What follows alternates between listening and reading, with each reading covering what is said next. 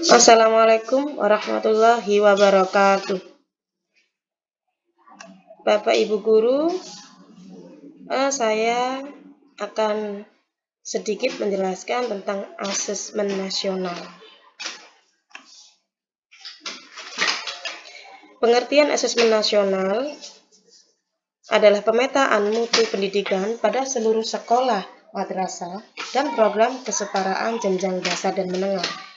Ada 3 tujuan utama dari asesmen nasional, yaitu mendorong guru mengembangkan kompetensi kognitif yang mendasar sekaligus karakter murid secara utuh, menunjukkan apa yang seharusnya menjadi tujuan utama sekolah, yakni mengembangkan kompetensi dan karakter murid, memberi gambaran tentang karakteristik esensial sekolah yang efektif untuk mencapai tujuan tersebut. Nah, siapa saja sih peserta asesmen nasional itu? Ini bagi orang tua juga perlu tahu ya.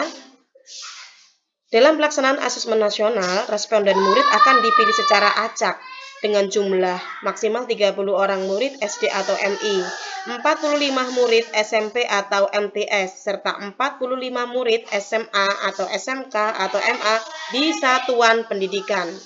Sementara responden satuan pendidikan kesetaraan ialah semua warga belajar yang terdaftar sebagai peserta ujian kesetaraan paket A atau ULA kelas 6, paket B USTA kelas 9 serta paket atau ULIA kelas 12. Ada 3 instrumen yang dinilai dalam asesmen nasional. 1.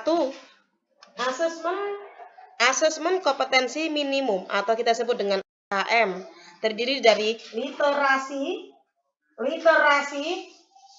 membaca, dan numerasi. Nah, apa sih literasi itu?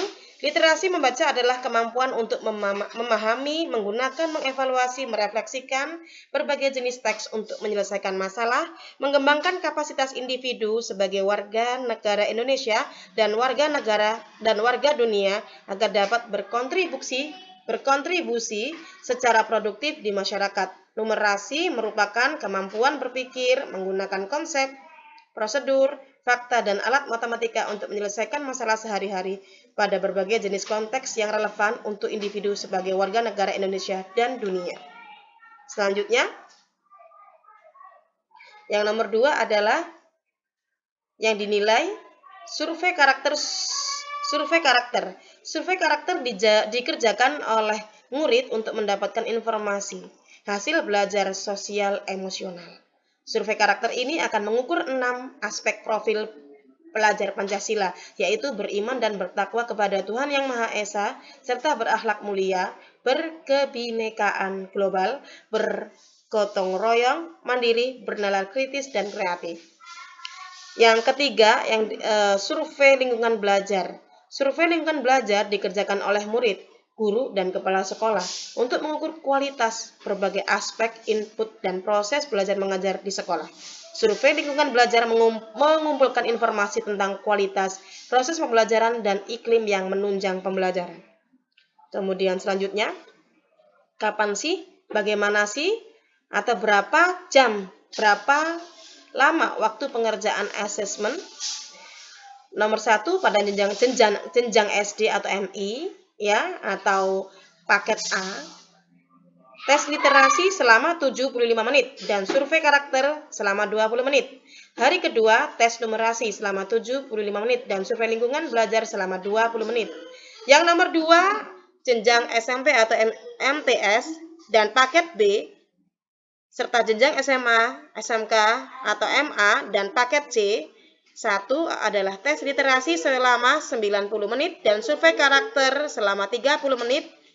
Hari kedua adalah tes numerasi selama 90 menit dan survei lingkungan belajar selama 30 menit.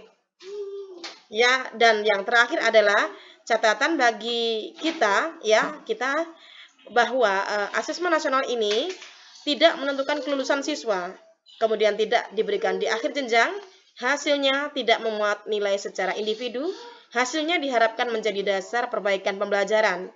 Hasil Asesmen Nasional 2021 akan digunakan sebagai data baseline, tidak untuk menilai kinerja satuan pendidikan atau wilayah, dan bukan untuk mengganti ujian nasional. Demikian yang dapat saya sampaikan tentang informasi asesmen nasional. Wassalamualaikum warahmatullahi wabarakatuh.